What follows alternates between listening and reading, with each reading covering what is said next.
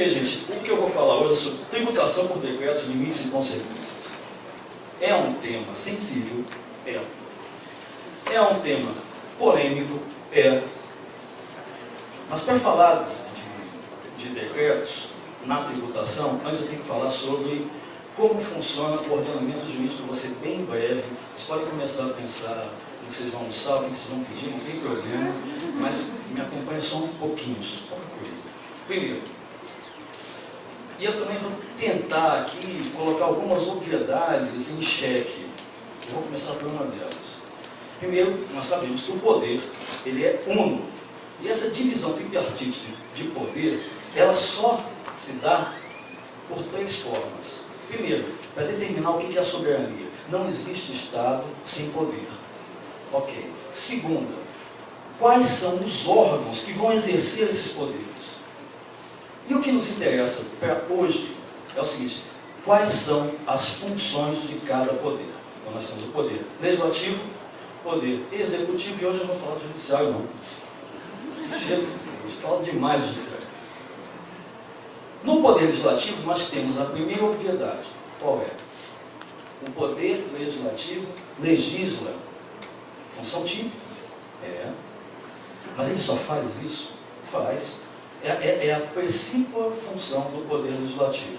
Legislar. O que ele faz? Ele cria normas legais, leis, em sentido lá, que vão então criar todo o ordenamento jurídico infraconstitucional. E é bastante importante que vocês fiquem com isso na cabeça. Infraconstitucional. Ok? Ok. Aí vem a primeira obviedade. Por que o executivo não cria as leis? Vocês já estão com a resposta na ponta da língua, né? Ah, porque não tem representação popular. Não é isso que você aprende? Não existe representação. Quem exerce a representatividade popular é o legislativo. É? É. Ok. Então, o presidente e o vice-presidente na chapa não são eleitos? Claro que são. Para você ter uma ideia, é que a gente fica repetindo essas coisas, às vezes a gente fica perdendo um pouco dos parâmetros. Eu não tenho números exatos aqui, mas nas eleições de 2014, o presidente e o vice, a chapa, presidente e vice, ela teve algo em torno de, deixa eu ver aqui, 56 milhões de votos, enquanto todos os deputados, aliás, 56, não, 54 milhões de votos, algo em torno de 54 milhões de votos, enquanto todos os deputados federais eleitos juntos, o somatório teve algo em torno de 96 milhões de votos. 54 milhões de votos para uma chapa, 96 milhões de votos para 543 pessoas. Alguém aqui agora, em sã consciência, vai me dizer que o executivo não tem legitimidade popular? Alguém aqui ousaria dizer isso? Hoje, não. Ele tem. O que o legislativo tem como função típica que o executivo não tem, e que aí a feição da legitimidade popular fica mais evidente, é o poder de fiscalização. O poder de fiscalização só cabe ao legislativo, não cabe ao executivo. Então, neste ponto, nessa função do legislativo, ele representa, sim, tem a representação popular. Não na criação de normas, mas na fiscalização dos demais poderes. Então, essa é a primeira obviedade que a gente tem que tomar muito cuidado para não ficar repetindo e dizendo que, olha, o que dá ao legislativo essa possibilidade de criar as normas legais, as leis, é a representatividade popular. É também, mas não é só esse motivo. Então, essa é a primeira obviedade. Então, por que se atribuiu ao legislativo a criação das leis? Eu tenho para mim que é o mesmo critério utilizado pelo judiciário, ou seja, o colegiado. Ou seja, parte do pressuposto que 543 pessoas, mais o Senado, consigam pensar mais e melhor sobre determinado assunto do que uma pessoa ainda que com todos os seus ministérios e todos os seus assessores. Então, para mim, não é o disciplina, não seria única e exclusivamente a representatividade popular, no caso da criação de normas, e sim o princípio do colegiado, que é o mesmo princípio que norteia o judiciário. E aí se vê uma similitude, correto? Então essa é a primeira verdade que eu gostaria que vocês afastassem, pelo menos por enquanto. Aí tem a outra. O executivo executa.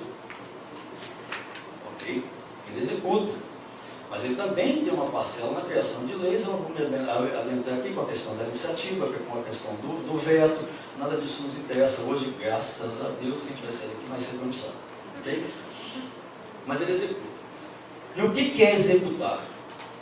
Como é que ele executa? Ele precisa de um veículo normativo para poder executar todos aqueles preceitos que fazem o ordenamento jurídico, que são, em regra, gerais e abstratos. E qual seria o veículo por excelência? O decreto. O decreto é o veículo por excelência que o chefe do executivo utiliza para poder o quê? Dar concretização a todas aquelas normas infraconstitucionais, isso tem que ficar bem claro, certo? Para que então possa o quê? A máquina possa andar.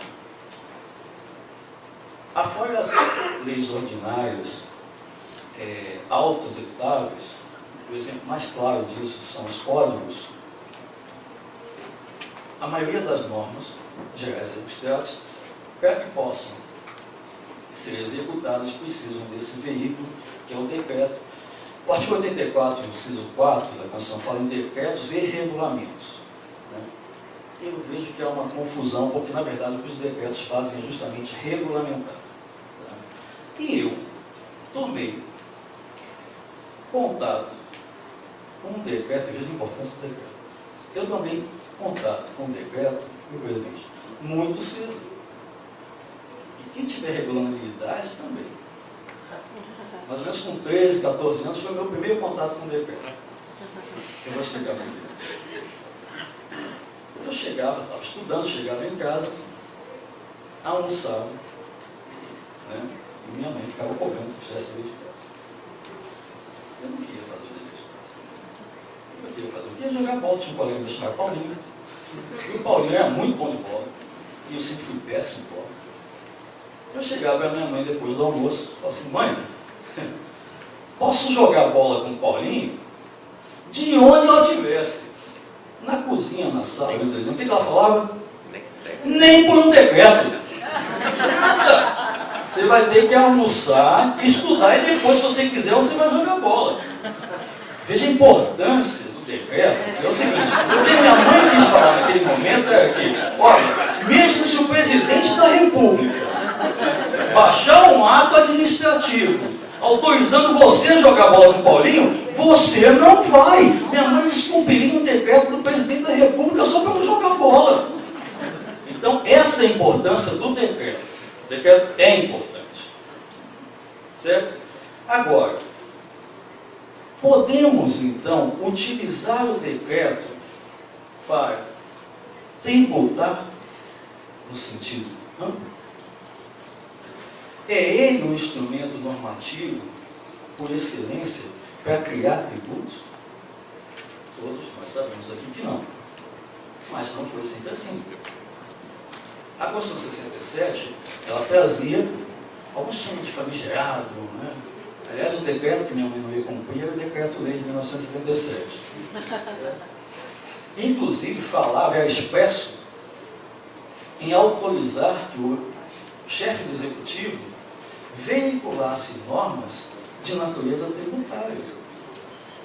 Aí todo mundo fala, isso acabou, hein, presidente? Isso acabou, não existe mais, a Constituição de 88 acabou com os decretos-leis, não existe mais decreto autônomo na Constituição de 88.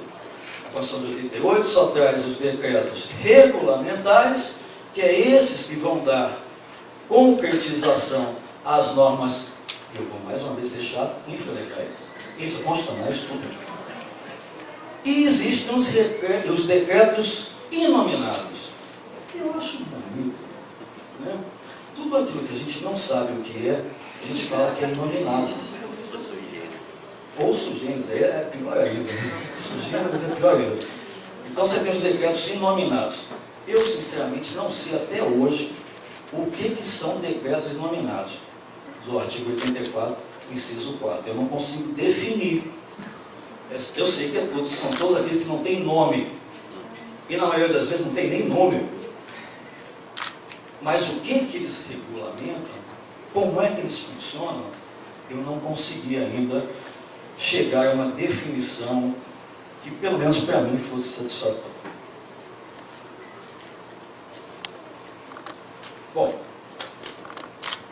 e aí passamos agora para a questão da tributação propriamente dita. Detalhe, Geraldo da Tariba já falava que os decretos, eles não podem inovar no ordenamento jurídico. Aliás, não é só ele, todos os bens constitucionalistas falam da impossibilidade, a não ser os decretos autônomos, que os doutrinadores insistem em dizer que foram expurgados do ordenamento jurídico constitucional, com a Constituição de 88, eu tenho minhas dúvidas, que afora o decreto autônomo, nenhum decreto pode inovar o ordenamento jurídico e todos os demais decretos, que no meu entendimento são todos regulamentares, essa questão de decretos autoexecutáveis, inominados, tem titulações bonitas, mas eu entendo que o decreto, por excelência, ele se presta a regulamentar. E regulamentar é o quê? Normas infraconstitucionais. O que significa isso? Significa que um decreto não vai buscar o seu fundamento de validade na Constituição Federal, porque esse é o papel do decreto autônomo. Esse sim. Porque para você inovar no ordenamento jurídico, você tem que buscar o teu fundamento de validade na Constituição e não na lei. Então, o decreto regulamentar não pode buscar, isso é importante, vai ficar claro daqui a pouco. A fome apertou, né?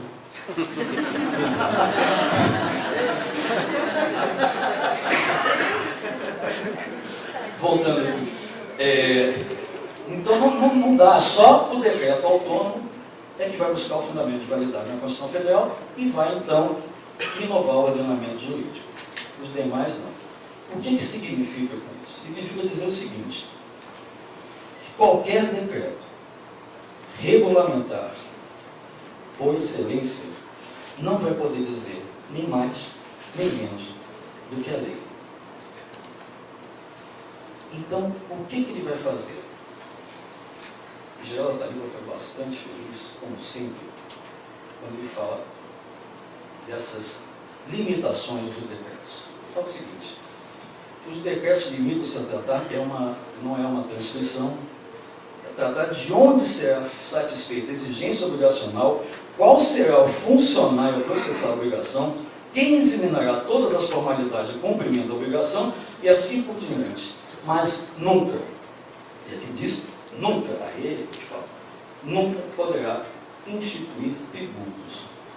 Daí é que vem o artigo 150 da Constituição Federal, amigo de todos os advogados e todos aqueles que militam no direito tributário, e diz o seguinte, sem prejuízo de outras garantias asseguradas ao contribuinte, é vedado à União, aos Estados, ao Distrito Federal e aos municípios, inciso 1, exigir ou aumentar tributo sem lei estabeleça. Ele não fala em decreto regulamentar, ele não fala em regulamento, ele não fala em portaria, ele não fala em resolução, ele fala em lei.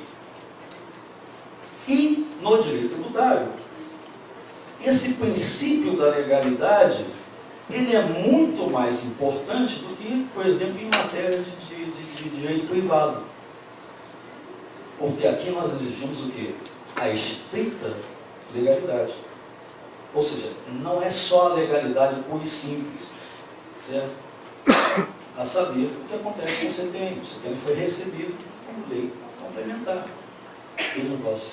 Vejam, senhores, a importância de se ter esse artigo.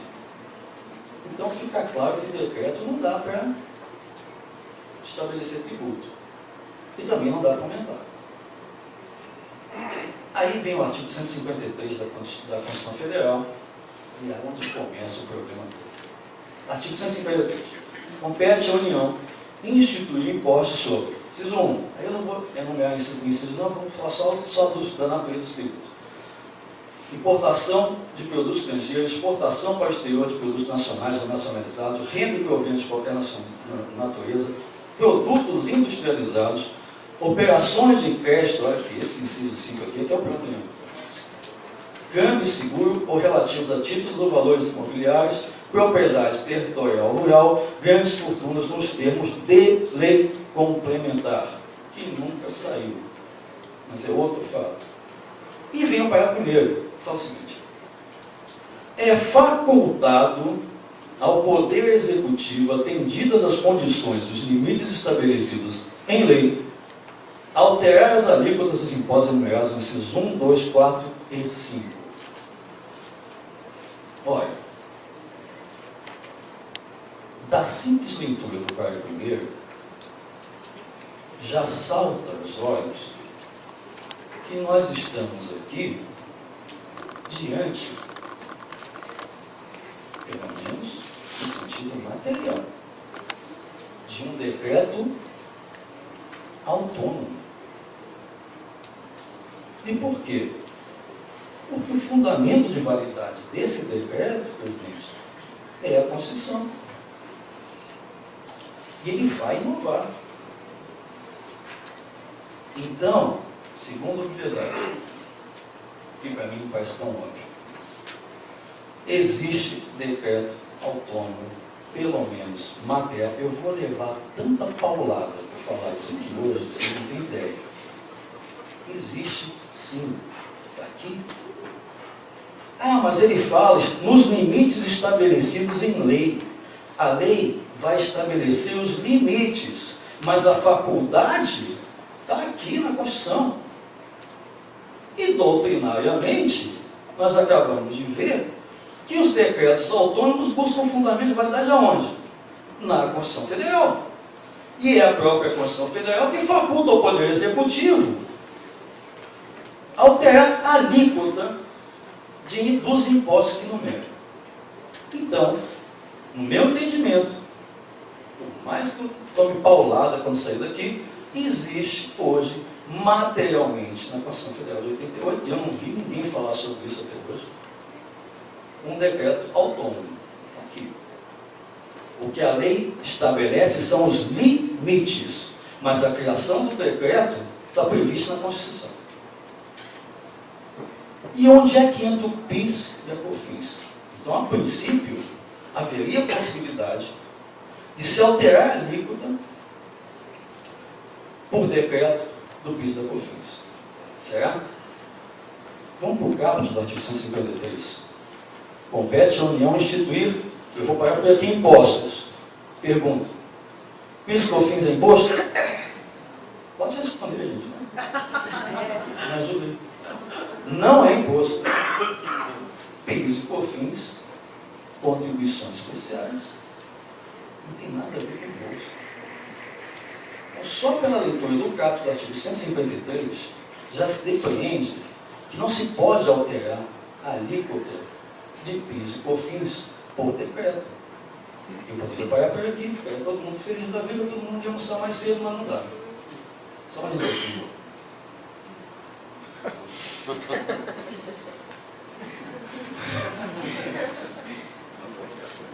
Outra questão que eu, inclusive, já falei em momentos anteriores é a seguinte: é a própria natureza do PIS da COFINS. Analisando todos os incisos aqui, são todos impostos diretos, certo? E o que a norma constitucional prevê é o quê? Todos eles têm uma natureza extrafiscal. Significa isso.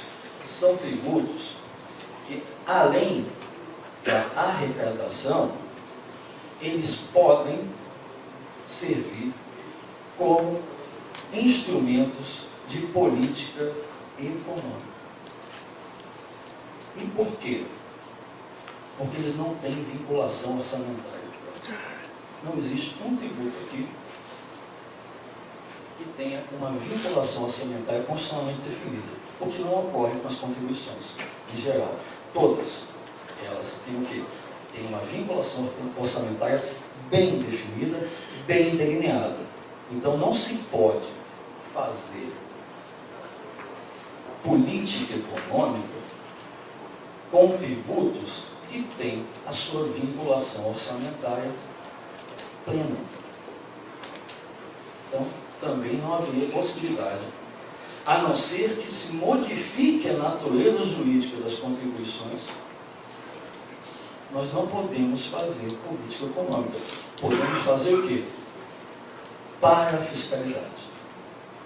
E o que difere da fiscalidade da parafiscalidade é o seguinte: a parafiscalidade, essa sim, ela é criada para fazer política orçamentária. E o que, ao que me parece, e hoje eu falo aqui doutrinariamente, é que o Estado quis fazer política orçamentária por meio de decreto, esquecendo-se de todos os tributos constantes do artigo 53, que é uma exceção. Ele mitiga o princípio da estrita legalidade, previsto no artigo 150, inciso 1, são de natureza extrafiscal. Você não pode conjugar duas coisas diferentes. Não dá. Não vai fechar. Na verdade, no meu entendimento, não fecha. Não tem como. Então, eu entendo que ataquei duas obviedades hoje, né? A primeira, que o legislativo, ele legisla por conta da representatividade popular. Não é bem assim.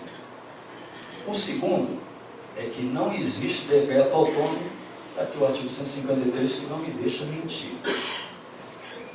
E eu vou terminar dizendo o seguinte, vou terminar aqui minha fala com relação aos artigos, e depois vou fazer um adendozinho rapidinho. Não há a possibilidade de um decreto alterando a alíquota de tributo sem majoral. Não dá. Se você passa de uma alíquota, e a alíquota é o critério quantitativo do tributo. Pelo princípio da estrita legalidade, eu não posso utilizar de um decreto para modificar a alíquota, porque a via de consequência única e exclusiva é a majoração do tributo, por si próprio. Isso é tão sério, isso por decreto regulamentar, impensável. Isso é tão sério, e eu chamo vocês a fazer um exercício rápido.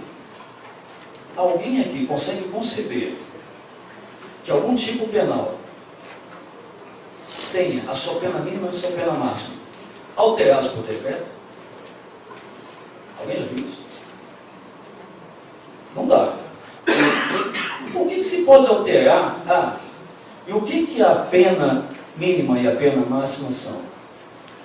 É o elemento quantitativo da sanção penal. Qual é o elemento quantitativo no direito tributário, do tributo? É a alíquota. É a alíquota que vai me informar quanto é que eu vou ter que pagar. Eu tenho a base de cálculo, mas quem vai me informar quanto eu vou pagar de tributo é a alíquota. Os dois, tanto o direito penal quanto o direito tributário, são informados pelo princípio da estrita legalidade. Correto? Então, por quê? Que eu posso modificar o elemento quantitativo na esfera tributária, e todo mundo falou, não, é impensável você mudar, como é que você vai mudar a pena por decreto? E eu afasto completamente a possibilidade desse tipo de atividade no direito penal. Os dois são formados pelos mesmos princípios, certo?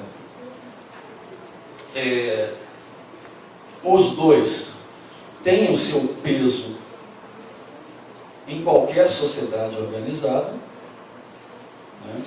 E a gente tem que pensar mais sobre isso. Tem um ditado americano que fala o seguinte: são três coisas inevitáveis na vida: os impostos, a chuva e a morte. Tá bom, eu concordo. A morte só vem uma vez na vida, né? Pelo menos nessa vida. Tem alguns que acreditam, as pessoas que acreditam em mais vidas, reencarnação vai vir uma, mas só uma por vez. Na vida você só vai morrer uma vez. Ok? A chuva vem de vez em quando. Correto? Tributo vem sempre. Tributo vem sempre. A gente tem que começar a pensar mais nos conceitos, como as coisas funcionam, e não ter como essas obviedades como mantra. Existe o decreto autônomo, está aqui, no meu entendimento, artigo 153. E para fechar, se eu tivesse estudado um pouquinho mais de decreto, quando minha mãe proibia de jogar bola, quando ela fala assim, nem para um decreto, eu ia perguntar para ela, mas é qual decreto? É o autônomo? Né? Ou é o inominado? Minha mãe, coitada, ia olhar para mim e falar assim: meu filho, se você for jogar bola com o Paulinho, aproveita, leva essa forminha de pudim e pega para a mãe dele. Não tem condição, gente. Temos que prestar atenção, não é fácil.